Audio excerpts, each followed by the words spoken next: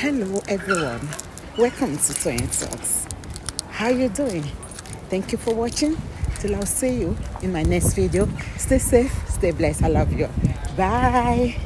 Watching and praising ní tí wọ́n ń ṣe lórí platform ẹ̀ kẹ́ máa gbọ́ wọ́n fẹ́ kẹ́ máa bú káwọn máa búyàn kẹ́ máa bú wọn padà èébú máa ń dùn kọfí bó ṣe wà yẹn ààrẹ ò gbà èébú bó ṣe wà yẹn èébú máa ń dùn olórí burúkú aláyé bàjẹ́ yìí ó fẹ́ kóun máa búyàn ló ṣe sọ pé kò sí nǹkan tó ń jẹ́ fracas lórí TikTok o ẹ̀yin ti Facebook ẹ gbọ́ kò sí nǹkan tó ń jẹ́ fracas. Ìwọ ló dé tó ń sọ pé fracas ìní kan fracas. Ayé wa dà lórí TikTok tá a máa bẹ́ nìkan ṣe rọbọ rí bí.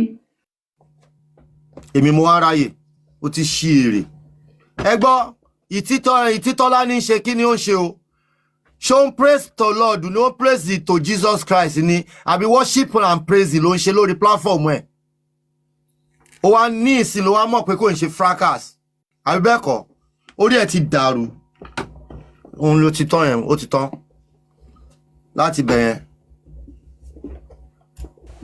Bralatil nígbà tí òun sọ wípé ká máa analyze ọ̀rọ̀ látìgbà tó ti bẹ̀rẹ̀ ọjọ́ lòun ti ṣe gbẹ̀yìn lórí platform ẹ̀. kí n padà wọ́n tó àwọn ló máa tún padà sí bẹ̀rẹ̀ èmi ò ní bá yín padà sí bẹ̀rẹ̀ ohun àwọn ò ní bá wọn padà sí bẹ̀rẹ̀ ibi tá a dé iná la máa. bàbá wọn ò ever gan ṣe rí tó bá bọ́ tà kò ever ṣe rí àfi kó máa ju sọ́ọ̀bù. lórí ọ̀rọ̀ Mohbad ni kí n má lè sùn mọ́ nítorí ọ̀rọ̀ Mohbad níbi tó bá yé àwọn èèyàn jẹ́ dé níbi tó bá yé àwọn èèyàn jẹ́ dé kémi náà má lè sùn mọ́ ìyẹn náà ń fẹ́ náà ó ní ká máa ṣe analysis ká lọ gbé láti bẹ̀rẹ̀ àbẹ́ ìwọ ló máa padà sí bẹ̀rẹ̀ ìwọ ló máa padà sẹ́yìn èmi ò ní bá yín padà sẹ́yìn láyéláyé ibi tá a ṣe dé yẹn náà la máa ṣe dé torí bàbá gangan fúnra rẹ̀ ti bà justice jẹ́ fúnra rẹ̀ tó bá wá bí yín dá kẹ́ má gbà justice yẹn wá a ti fi ilẹ̀ kẹ́ ṣe o tó bá bí yín la ẹ má gbà wá ó ń gbẹ̀jà rí download. Ẹ káàárọ̀ sà ẹ ra sà ẹ káàsán gbogbo everybody ó dà pé ọlọ́ṣẹ́ mítìn ọ̀rọ̀ tí gbogbo wọn sọ yìí bí kan idiọ́tì èyí tó péré ní rí àánú náà bóyá gorí ọ̀dọ̀ Àbíkẹ́ láàárọ̀ yìí nìyẹn tó bẹ̀rẹ̀ sí ń fẹ́ máa preach mo á pé a tí gbogbo ìbá ti wà ń sọ̀rọ̀ tí gbogbo ìbá ti wà ń sọ̀rọ̀ pé bóyá. network yẹn sì ṣẹjọ torí Ọlọ́run ẹ bá a double plan abeg you people. bí àgbẹ̀ ọtí à ń sọ̀rọ̀ pé bí ọfẹ́ pẹ̀tù mo ní kò tí a tọ́ sí wọ eré àánú yìí kò tọ́ sí ẹlẹ́nu ní àárọ̀ yìí ní ọ̀rọ̀ àárọ̀ yìí mo yẹn sọ kò tí pé 1 hour kọfí tó sọ pé kò sí fracas lórí TikTok ta ló gbé fracas lórí TikTok yìí ìwọ kọ́ ló sọ justice for Mohbad ìwọ kọ́ ló sọ di fracas ta ló kọ́ bẹ̀rẹ̀ sí náà gbé picture àwọn èèyàn. Adamlo ṣé ẹ rántí gbogbo ìgbà tíjà ìfẹ́ bẹ̀rẹ̀ tí mo ní mi ò fẹ́ bá wọn jà. bọ́lá tí wọ́n ṣe mi ò fẹ́ wàhálà. mi ò fẹ́ kó di fracas. ẹ má bú wọn kò fẹ́ kó di fracas yìí. wọ́n sọ mí dáadé ìdíjọ́ pé bóyá mo lose followers lórí ọ̀rọ̀ yẹn mo lose àwọn followers mi ni straight away. Bralatil ẹ má yẹ kí n parọ́ fún yín time kan wà tó jẹ́ pé ó tiẹ̀ irú èmi yìí ọ̀dọ̀ ní imú ni mo máa lọ ń jókòó sí. because tá a bá fẹ́ sọ̀rọ̀ báyìí tẹ́ bá ti fi lè sọ pé ká ṣọ̀tọ̀ báyìí àwọn èèyàn bẹ̀rẹ̀ sí ń lọ ìgbà tó yà wọ́n pé àṣẹ́gbọ́n yìí ọ̀hún wo bí tá a kọjú sí ni ṣé ọ̀hún rí bí tá a kọjú sí ni. ìgbà tó yá a padà wálé pé nǹkan tí mo wà avoid ilẹ̀ ti rí. Brala ṣe rántí jọ́pọ̀ mọ́ pé bọ́dà láti ṣe rántí jọ́pọ̀ mọ́ pé lérè. Mohbad ṣé mo wá make sense àbí mi ò make sense. yes now àwọn náà kọ́kọ́ bẹ̀rẹ̀ gbogbo kìíní yìí wọ́n ń sọ ní ìsìn bíi pé bọ́dà láti no matter what tọ́n bá tiẹ̀ sọ kò sọ̀rọ̀ fún ọmọ ọmọ ìwà yẹn tọ́n bá ti dárúkọ yín lọ́jọ́ kan wọn ń réyàn lísìn sí wọn kí ló kan títí ń sìn we are doing our own káwọn náà máa ṣe títí wọn ta ló ever bọ́ta complain rí pé bóyá ẹgbàwó fóun pé kíní kó gbọ́ ọ̀rọ̀ tán tẹ̀ ń sọ yẹn kò sọ̀rọ̀ ń bẹ̀ ìjọ tí bàbá wọn bá ti fi lè bọ́ta kó wá ṣe correct kíní fún wa àwa náà a máa reply wọn gbà yẹn but for now kájọ máa wòra wa tí bàbá wọn bá ti fi lè ṣe accountability àwa náà àhó anybody lọ́rọ̀ kankan bọ́dá láti ẹ má tiẹ̀ fúnra yín lẹ́dẹ̀ẹ́ lórí ọ̀rọ̀ wọn kò sọ̀rọ̀ fún wọn mọ́ tọ́n bá ti dárúkọ yín ògo wọn ò lè búyọ padà àwọn tíra wọn ti lọ so wọ́n fẹ́ máa fi yín pé ògo wọn jáde padà ní ẹ fi wọ́n sílẹ̀ that's just it now adáwó fún bàbá àìtí rí nǹkan tá a fẹ́ fowó ṣe ẹ sọ pé ẹ fowó rí géètì ta ló rán yín iṣẹ́ ẹ lọ ń kówó fún stepmother kó máa fi ṣíṣọ ṣé nǹkan tá a kówó fún yín fún kẹ́ fi ṣe nìyẹn. èmi ó nílè tẹ́mi jẹ lórí pílátífọ́ọ̀mù yìí o àwọn tí wọ́n bá jèrè kọ́ máa sọkúsọ káàkiri.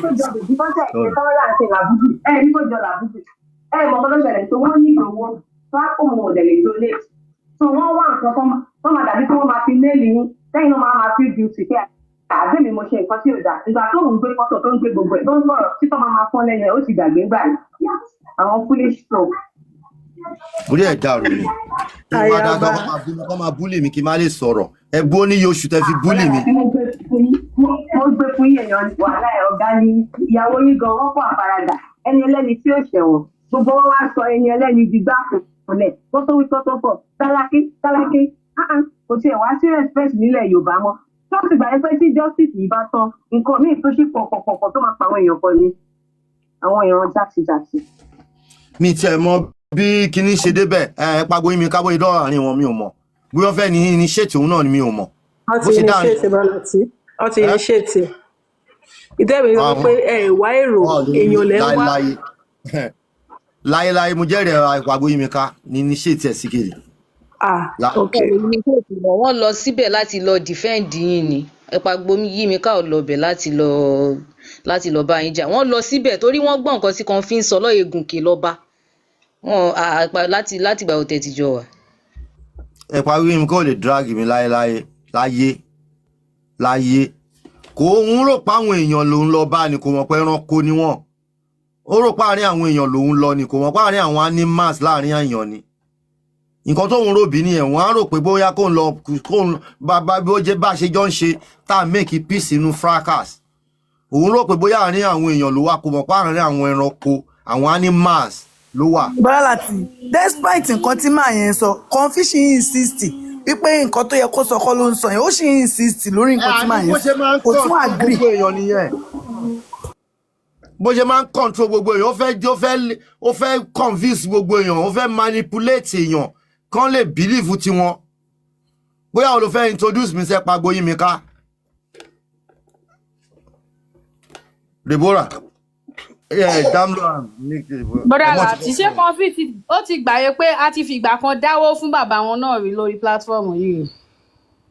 kò sọ yẹn mọ́rọ̀ ọmọ ìgbà tá ń gbowó gbà yẹn wọn ò rojọ́ ń gbà yẹn wípé àkáǹtì. wọ́n ti ní bàbá ò pè yín gbà yẹn wọ́n ní bàbá tàdé ṣé bàbá ránṣẹ́ pé yín ní nǹkan tó sọ ní láàárọ̀. bàbá ò pè mí bàbá ò dẹ̀ lè sọ pé kí máa lọ máa gbọ́ bàbá ò pè wá bàbá ò dẹ̀ lè ní right àti sọ fún wa pé ká máa lọ. bàbá ò pè ìbò ó lè gbowó wa àbí ó lè gbowó wa kò sí lọ́pẹ́ kọ́ ìfọ̀n gbowó wa tá a dá ń bì báyìí. mo ní sèèsì ń bẹ̀ bàjẹ́ òun kọ́ lu tó bá mọ̀ pé òun bàbá ń ṣe èrè bàbá ó ń ṣe èrè. kó lọ gbà káàdì síta káwọn kó ṣe refundable fún wọn. ni wọ́n. kó lọ ṣe refundable tó bá tó bẹ́ẹ̀.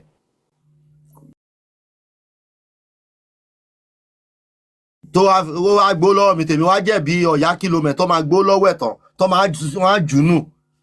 òkè ní tó pẹ́ ti gbó tán lórí pláfọ́ọ̀mù yìí èmi yẹn kẹ́ wá rọ́bìṣì mi ká wá máa lọ kí máa tàwọn fáǹsì lọ lẹ́fẹ́ àbí ẹ ti ya wèrè. ẹ ti ṣe pàápàá àjọ máa ganu sí tán ni wọ́n ya wèrè tó rà support fún wọn gbó lórí bàtà ìgbó lórí pláfọ́ọ̀mù yìí ẹ sọ pé ká máa lọ́ngbà yẹn. kọfí ò tí ìbọn kankan wàá fẹ́ kú wo bàbá yín àfẹ́ ńlá. no kó múra ṣó ni ó máa ṣe ṣó wo wàá ṣe ṣó ọkàn ṣó ẹ̀mí àfẹ́ bọ́. èmi ti fẹ́ kó mú ẹnìkan jáde ẹnìkan tó sọ pé tó bá ti gbowó tán owó ìdajì lọ́n kó fún kó tiẹ̀ mú ẹnìkan jáde pé ẹni yìí ló bọ́ta o. kí ló kọ ẹ wo gbọdọ láti ẹ máa gbọ́ ní platform kan fi àwọn tó máa dá ìsàlẹ̀ sí máa pọ̀n bí àwọn tí kò ń ṣe máa wà nínú platform ẹ tí wọ́n lè sọ̀rọ̀ síta o honestly. wọ́n tó sọ̀rọ̀ síta náà. báwọn yẹn ṣe máa ń kú báwọn yẹn ṣe máa ń kú. gbogbo àwọn panelist ẹ̀wọ̀n gbowó káàdì lọ́wọ́ ẹ̀rì. tó mọ̀ pé mo mọ̀ pé owó làwọn èèyàn fi ń wò mí mo ṣe create time tí mo máa bless àwọn tó ń wò mí. ìwọ ò lè ṣerú ẹ̀ àbí kó làbò mọ́lẹ̀ everyday wà á làbò wà á bọ́ta wà á làbò mọ́lẹ̀ wà á máa bú bèébú nìkan ló lè bú kó táyé èèyàn ṣe kó lọ mú àwọn èèyàn tó ti túnṣe nínú ìrìn àjò táwa àwọn èèyàn ó mọ bí tí mo ti yà bàrà ni ó rò pé justice for Mohbad nìkan mò ń ṣe mí báyìí ẹgbọ́n ṣé justice for Mohbad nìkan là ń ṣe. níbo justice for Mohbad nìkan bá wọn. kọ́ ti ẹ̀jọ́ kọ́ bá mi ṣàánú làbúbù kọ́ bá dá obìnrin ìlú lọ kọ́ máa lọ gbọ́ fíjì nẹ̀. alọ́jẹ́ làbúbù. làbúbù kọ́ bá dáwó fún làbúbù. Wọ́n á mú tiẹ̀ gbọ́ àtàyà bá ń sọ ta ló ń já mi sí ta ló ń jẹ́ làbúbù. Títí Kùṣì ní Títí Kùṣì Abúkí Ọ̀ṣìn òun ló ń jẹ́ bẹ́ẹ̀. ó ní ìdòwò Abúkí Ọ̀ṣìn gidi ní lédi yẹn rí píkṣọ ẹ̀ mo send ẹ̀ sí. Òun ló dàbí abuké báyìí tó tírín lẹ́sẹ̀ báyìí tẹ́sẹ̀ wú. Ẹni tí ò dáná ló máa ń tú bọ́dà láti. Ẹni tí ò dáná ló máa ń blog àwọn èèyàn lóríṣiríṣi báyìí. Imagine á dẹ̀ máa blog ó máa ń sábà gbé live wa yìí gan tó máa kọ àwọn ráìtà tẹ́ bá ti bẹ̀rẹ̀ live bẹ́ẹ̀ ló ti máa dé bí báyìí. Imagine ọmọ tó máa ń ṣe kọ́tà ń jọ ẹ̀ bí. ọmọ òfò òun ló máa lọ sínú DM wọn a máa ṣépè fún a máa kọ́ ara ip fún wọn a máa gbé fọ́tò yẹn bí wọn. ṣé fake profile ni tẹ́lẹ̀tẹ́lẹ̀. náà òun ni ó ṣe kámẹ́rà ni. ẹ power tap ẹ jẹ bá power tap náà ẹ jọ. ó ṣèṣì ṣe kámẹ́rà ni èdìdì ló ṣe kámẹ́rà lórí olórí burúkú ọmọ. mi ò rí fọ́tò ọkàn bí báyìí. ọmọ. màmá máa ṣẹlẹ̀ sí ayé bá ṣe ẹwà ń bẹ ṣẹlẹ̀ sí wàrà láti. yẹ kí n resign sí mo ti ṣẹlẹ̀ tẹ́lẹ̀ mọ́ ń bọ̀. Abuké ni kò lè dìde gan pàápàá ó ń wọ́n lẹ̀ ni. Kí ni alẹ́yìn tí ò dá ló máa ń tùlù Ọlọ́run. Kò ń ṣe rọ́ o. Ṣé kìí ṣe tó máa ń lọ sórí ọ̀dọ̀ kọfí tó máa ń kọ́ọ̀tì fídíò ó dà mo ti fẹ́ rántí mo ti gbọ́. Ó ní títí kù. Òun ló gbé àwọn chairman lọ sórí Telegram. Òun ló gbé wọn lọ bí ta ti lọ ń wò wọn ní Telegram lọ́jọ́. Òun lọ sí kíní fún lórí Telegram. Òun ni kọ́ ti ẹ̀wò ṣe láàánú kọ́ dáwó fún kọ́ ètè ó nídìí kẹ́mù kó máa gba kẹ́mù lórí ọ̀sẹ̀ọ̀sẹ̀ kọ́ máa ṣe dialysis fún kó má kú bẹ́ẹ̀ kọ́ ṣàánú ayé ẹ̀. Ìgbà wo náà ní kú wọ́n máa padà kú náà nítorí ẹ máa gbọ́ àwọn tó yẹ kó ràn wọ́n lọ́wọ́ àwọn tó ràn yàn lọ́wọ́ ló ń sọ̀rọ̀ ń pa wọ́n. Níbo?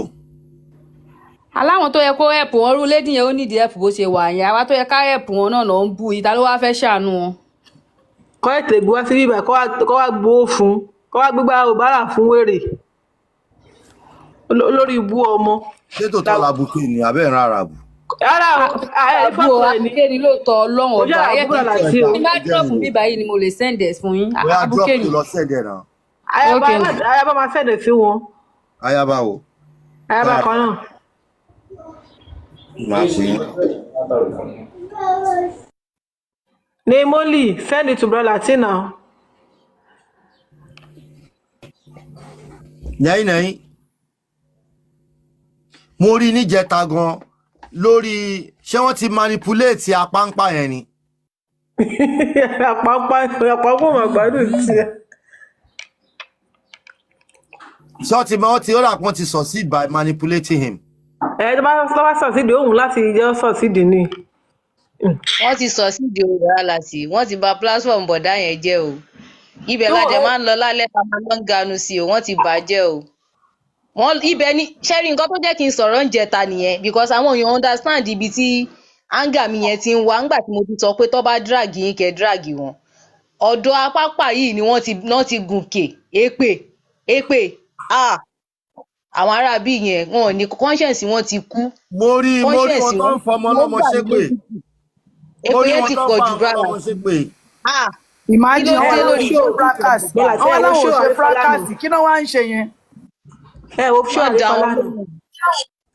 No, àní torí mo sọ pé worshiping and praising ló ń ṣe. Wọ́n praise to Lord ni. Jíǹkù náà ń ṣe àpòyọ́ jíǹkù. Ó ṣọ́ àrífàlànà. Mi wo mu. Àrífà lọ gbé fọ́tò bàbá ẹ̀. Fọ́tò yẹ kò bàbá kọfí. Fọ́tò bàbá ẹ̀. Fọ́tò yẹ. Fọ́tò àkọ́déṣì. Àrífà ò post ẹ̀ ní olóhùn ní post ẹ̀. Olóhùn ní post ẹ̀ ní. Ó ní pé òun ò jọ tó máa gbé fọ́tò ní fọ́tò. Ó wá fi fọ́tò ẹ̀wọ̀n pé ṣé bàbá ẹ̀ kọ́ lélẹ̀? Ṣé ọmọ ẹ̀kọ́ àkọ́bí ọmọ ẹlẹ́kùnrin kọ́ lélẹ̀? Ẹ̀yin náà imagine.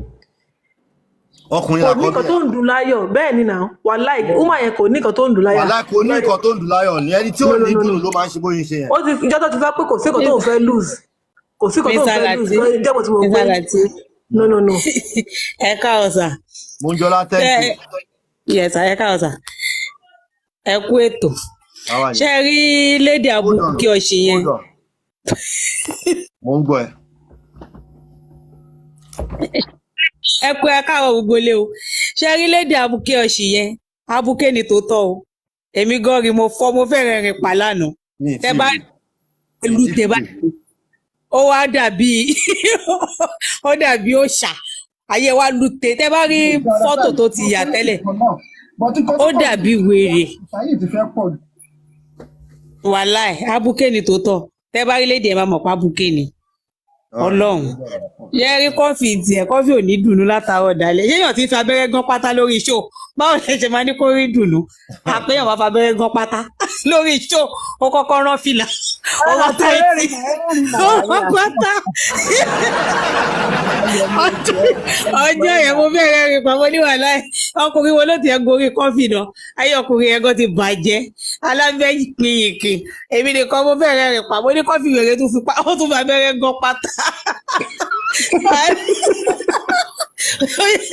ibi fìlà ló ti bẹ̀rẹ̀ ó kọ́kọ́ gán fìlà ó gbọ́ pátá ó gbọ́ táìtì mo ní àṣẹ Germany náà lẹ́ni yìí dẹ̀ wà báyìí àfi ẹni tó wà ní mọ̀ ẹ́túwẹ̀bù tó rà rò ó pè ju kọ́fì lọ tó ṣalábàárù mo bẹ̀rẹ̀ rìn pa lọ́jọ́ ẹ̀ kò rí dùnú honestly speaking kò rí dùnú orí èèyàn kan máa dùn nínú torí ẹ̀ ló fi ń dírágì gbogbo àwọn èèyàn Ọlọ́run nǹkan tí mo ní kí n sọ fún yín nìyẹn. ọtún wá ṣàánú ẹ brọlá àti ọtún ra wíìgì fún pé kó tẹ máa fi gbọgbọ orí ẹ orí iṣẹ́ òníwèé ti fa wíìgì gbọgbọ tí ò mọ lára ọtún ṣàánú ẹ káwọn tẹbi kọfì ló fi abẹ́rẹ́ gún pátá wíìgì fún orí iṣẹ́ ló ti fa wíìgì yọ níjẹrin wàláì. Tonke. Is everybody there? ọkọ mi ti látẹ̀kọ́ ni. bàálà sí ẹ jọ̀ọ́ ẹ má bínú ẹ jẹ́ kí mi sáré sọ̀rọ̀ kí n sọ mí ti ọ̀rọ̀ mi. ṣé rí àwọn arábí yẹn ọ̀dọ̀ wọn gangan ni fracas ti bẹ̀rẹ̀ o because nísìnyí ó ti wá di pé ọ̀dọ̀ Lati ni fracas ti bẹ̀rẹ̀ because èmi mọ̀ nǹkan tí mò ń sọ ń gbà yẹn pé gbogbo bó ṣe ń drag yẹn wọ́n ti believe pé eléyìí kẹ̀ kò lọ́rọ̀ lẹ́nu wọn dẹ̀ mọ̀ pé bàbá wọn lẹ jẹ́ so òun mo ṣe máa ń sọ pé àwọn arábí yìí wọ́n ti ń bà kàn bọ̀ bọ́ nísìn tẹ̀dẹ̀ tí wọ́n ń fún wọn lésìnsìn ó tún wá ń run wọ́n nú because èmi ò mọ nǹkan táyé fẹ́ báyìí mi ò mọ nǹkan táyé fẹ́ so gbogbo nǹkan ṣe rí gbogbo àwọn tó ń drag yẹn o tó ń drag pa yìí ọ̀dọ̀ Comfy ni gbogbo wọn ti ń bọ̀ ọ̀dọ̀ ẹ̀ ni wọ́n ti ń bọ̀ ọ̀dọ̀ ẹ̀ gangan ni wọ́n ti ń bọ̀ torí bó ṣe wà ọ̀gá ló máa ń pè wọ́n máa ní ọ̀gá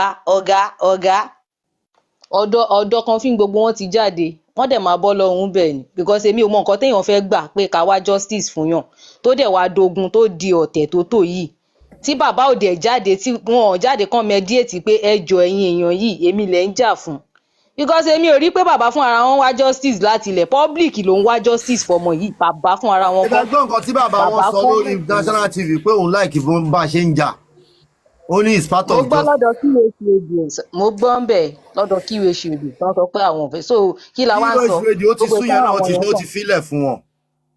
bàbá mọ bó ṣe drag QH radio ni wọ́n drag wọn báyìí bàbá yẹn gan ó sú lọ́dẹ̀ ṣe ya hands up pé àwọn ní family táwọn. bàbá ò wájọ́ sí. olórí ẹbí ẹjọ ẹ bá mute dádì tèmi gbẹmí débẹ̀ jẹ́ ìsọ̀rọ̀ náà. ẹ ó dọ ẹ bá mute náà ẹjọ ẹ mú bọ̀. olórí ẹbí dádì mi ok. Kejì. ẹ sọ̀rọ̀.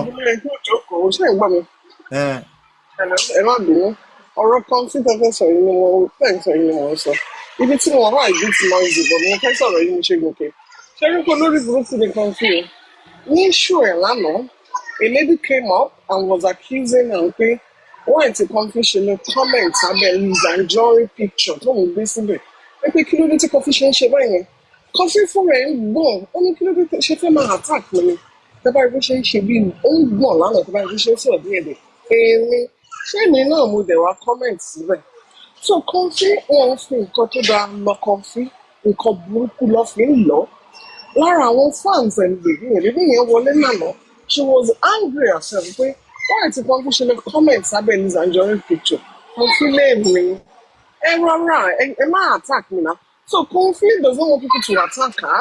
Of and course. She loves attacking people.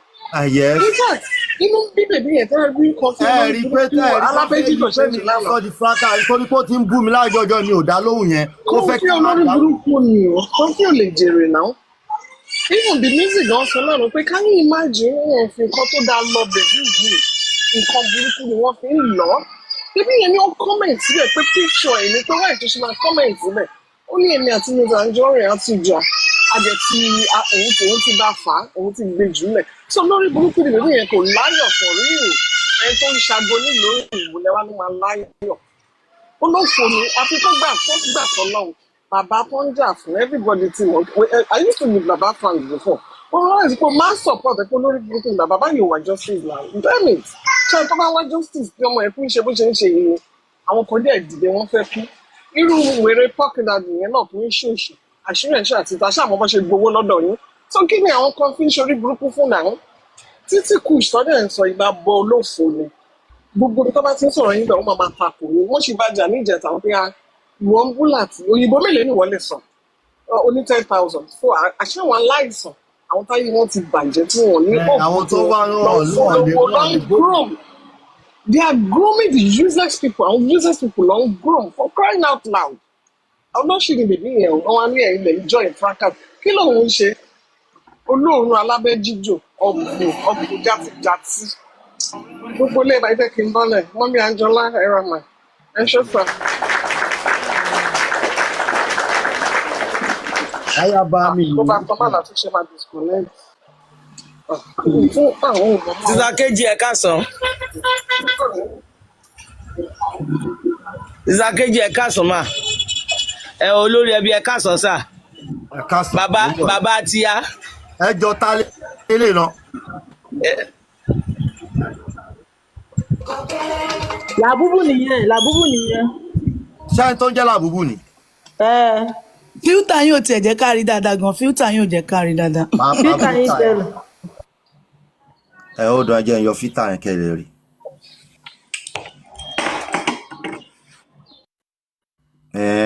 Mò ń bọ̀ àǹjọ mọ́ mi mò ń jọlá mò ń bọ̀ o.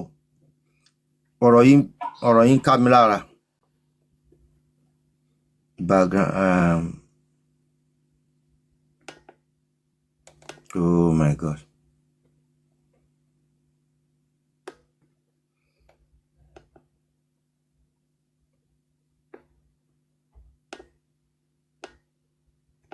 Ẹ jọ̀ọ́ tap provosely tap.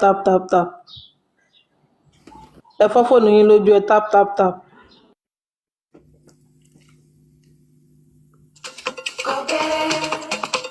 Ṣóhun ni. Òun ni. Ṣé ẹ tó jẹ́ títí kù sí lélẹ̀? Òun nìyẹn làbúbù nìyẹn bọ́dá láti. Ìlú wo ló wà? Imagine. Ẹ̀hún nìyẹn. Títí ṣé kùsì ìwọ abuké ló ń gbé píṣọ̀ tèmi. Ìwọ ló ń gbé píṣọ̀ màmá mi ló ń gbé píṣọ̀ ìyá mi. Mo ń bọ̀ wọ́n ti dá sí mi gan-an. Wọ́n lẹ́ni tí ò dá náà ló máa ń fọ́lù. Ó ti dàbí omi òun ni.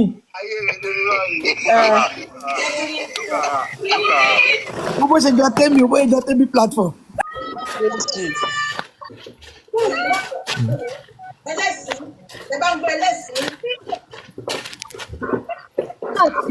Wọ́n níbi kan báyìí tó kú wá yín bí ẹyin ìṣọ́fẹ̀ ẹ̀ rí yẹn ni ó wá yín bí ẹyin ìṣọ́fẹ̀ ẹ máa rò pé kú bíbẹ́ ni ẹ máa stroll lọ. Kí ló wí? Náà? Ó níbi kan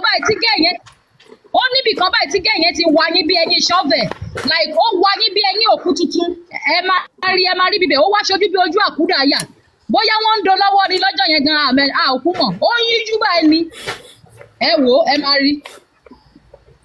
Mò ń bọ̀ náà. Brọ́lá tí wọ́n ṣùgbọ́n kẹ́ hàn gan o ìgbà ẹ̀yìn hàn gan ní gbogbo ìtókù yẹn àwọn eléyìí kò wọ́n dáadáa níbẹ̀. Onígbàlẹ́yìn oníwájú o. Ó ń jẹ́ kí n fẹ́ máa rethink ní ìlú kan fún. Nítorí irú tí Jọ̀bí yẹn sì tó lọ ń ṣe oògùn kinní kan àwọn fẹ́ yọwọ́ kinní kan láwo sí i.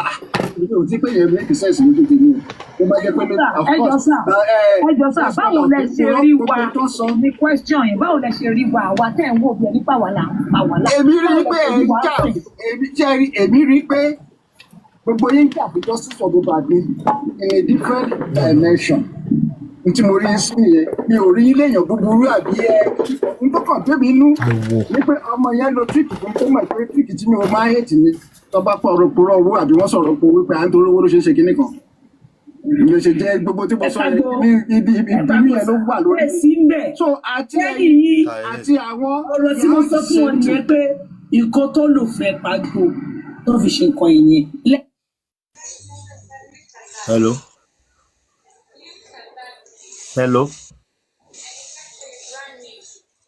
Hello. Àmọ̀rí ẹ porúkọ bóyá wọn mọ̀ páwọn lèyìn bá wí. Àmọ̀rí. Àmọ̀rí onípọ̀mọ̀.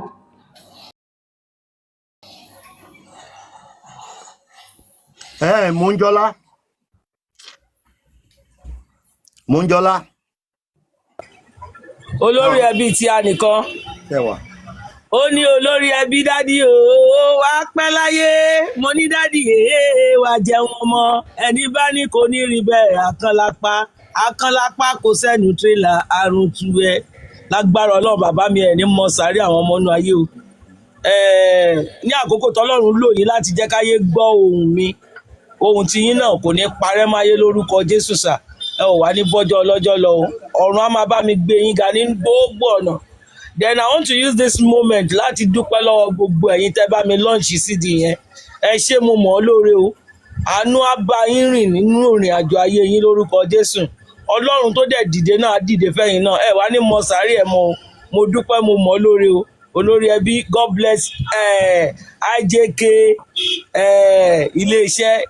iléeṣẹ́ Latisneh Lati Solution Weather Lati God bless you sir ẹ ṣé mo mọ̀ lórí sà mo ní kí wá dúpẹ́ náà ni o God bless you sir ẹ jẹ́ kí n sáré sọ̀rọ̀ ẹ má bínú Títí Kush Títí ìwọ tó dàbí mi ò tiẹ̀ ní mọ kíláàsì mo lè fi ewé náà ọmọọṣẹ́ mi ìwọ ló ń gbé píṣọ̀ ìyá mi